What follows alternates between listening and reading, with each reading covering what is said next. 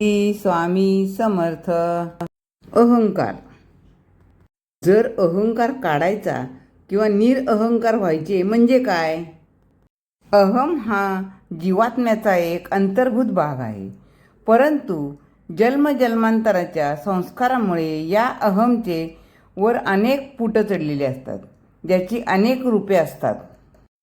संसार व्यवहारातल्या अहमचं काही रूपांमुळं त्याचं दोष तयार होतात आणि म्हणून अहंकाराची ही विविध रूपे समजून घ्यायची आणि बुद्धिपूर्वक त्या अहंकाराच्या रूपांना वळण द्यायचं असतं.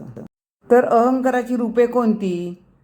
तर कोणती? वस्तूचा अहंकार, सौंदर्याचा अहंकार, वित्ताचा अहंकार, सत्तेचा अहंकार, बुद्धीचा अहंकार, अशा एकेका गोष्टीचा अहंकार असतो. भोळा अहंकार, दाहक अहंकार, मोहक अहंकार, अशी अनेक त्याची रूपे आहेत. माणसामध्ये जोपर्यंत वस्तू, वित्त, सौंदर्य, सत्ता, बुद्धी यांचा अहंकार असतो तोपर्यंत त्या अहंकाराला दुर्गंधी येते. आता अहंकार काढायचा म्हणजे ही दुर्गंधी काढायची. अहंकाराचे दाहक रूप काढून त्याला मोहक बनवायचं. वस्तुनिष्ठ अहंकार असतो त्याला प्रभुनिष्ठ बनवायचा. याकरिता आपल्याला नाम करून नामस्मरण करायला लागतं.